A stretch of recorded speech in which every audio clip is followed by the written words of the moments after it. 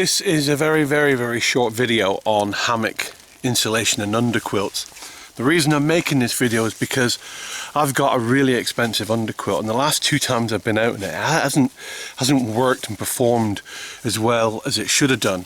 And I always believed that was a bit of human error. And last night proved that. I'm going to show you my underquilt. I'm going to show you how I've got it set up. And then I'm going to talk you through what I've been doing wrong. And the reason I'm doing this video is so that you guys can learn from it and prevent yourself having cold spots as well. Okay, so last night I started off with cold spots. By the time I'd finished and sorted everything out, I was too hot. That's the difference. Let me show you. So for those of you who can't remember or have not seen it before, a secondary suspension is what is designed to prevent the underquilt from concertinaing and sagging underneath you. And if I remove the strap now or push and pull it, you will see that the underquilt will slide up and down the hammock. And so I stitched on these tabs here. All I did with those on the end was put a little adjuster, press and adjust as you normally would, similar to that but a bit smaller. And this is to pull in the gap underneath to prevent the air going down underneath the hammock. And as you can see, it isn't really under any tension whatsoever, and it doesn't really pull tight. But what it does prevent is that sliding down. And as I said previously, it is fully adjustable, so you can use it on pretty much now any size hammock. It will give you that benefit, or give you that adjustment that you require. Let's have a look then at the other side. Very basic setup, very simple. Just another hand stitch tab with a loop on the shock cord. No longer is it pushed through these where it was before, but that was a very simple fix and I was very happy with it. But I wanted something a little bit more permanent, than this, in my opinion, is a much better way of doing it. Again, nothing exciting to see, but very simple, very easy to do, but very effective. This is a UK Hammocks full winter underquilt, but I've grown to love it. I did add my own hammock suspension. I will put the link to that at the end of this video, so if you need to know how to add your own suspension. However, they do now come as standard with this fitted, but if you've got an old one and you haven't got any underquilt suspension on it or secondary suspension, then have a look at the video and that will explain everything. Right, it's a beautiful thing. Takes me down to -15 apparently. I also have a underquilt protector which will add another 5 degrees to it, but there you go. I haven't tested that, and it's going to be a while before I actually take it down to those temperatures, if I ever do. But let's have a look at it. Let's have a look at the rear, because it's important. You see how I've got that done up nice and tight. The baffles here are stopping any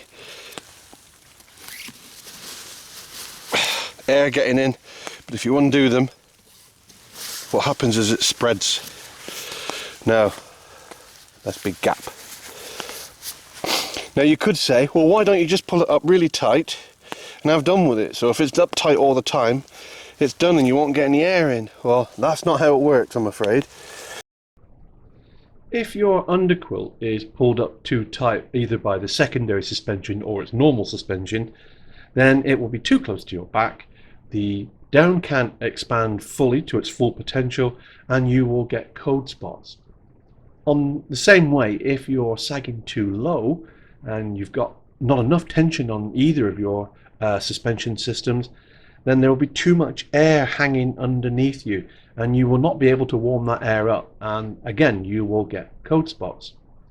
So the best thing to do is have the underquilt so it is just touching your back or your butt whilst you're laying in the hammock. And the only way to do that, to find out whether it's in the right place, is to actually get in the hammock, drop your hand in between the two and feel how tight it is against your back or your butt or the bottom of the hammock, and you'll be able to assess whether you need to tighten up or loosen off. That's the best way to do it. When you've done that, You can then go to either end and cinch up those little toggles to make sure that no cold air gets in from either end. And that is how you set up your underquilt. There's only one way to do it, and that's trial and error. The difference between having a cold spot last night, taking the time to get out, because you won't get warm,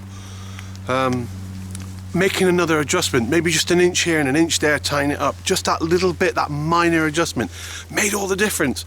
I got back in, I lied down, I could feel the heat suddenly reflecting upon me. Yeah, that was going to be great, that was going to be right.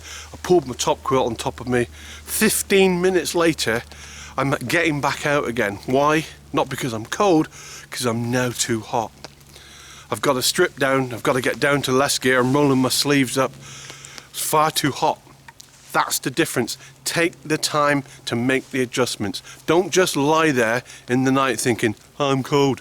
The only thing that you need to do is get your ass out of the pit, adjust your hammock, adjust your underquilt, get it right, get back in, try it again, and then you'll have a decent night's sleep. Not sat there shivering your butt off all night thinking, this is crap. It's not, it's human error. I did that the last time I went out, and I won't do that again. I will definitely make sure that I take the time when I'm setting it up to adjust it, not just assume it's going to be right, which is what I've been doing. I've been getting lazy, and I paid the price. Don't you pay the price? Take the time, sort it. That's it. Quick little video. Just wanted to show you that.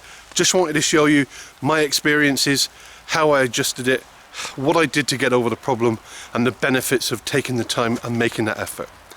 See you next time. Bye-bye.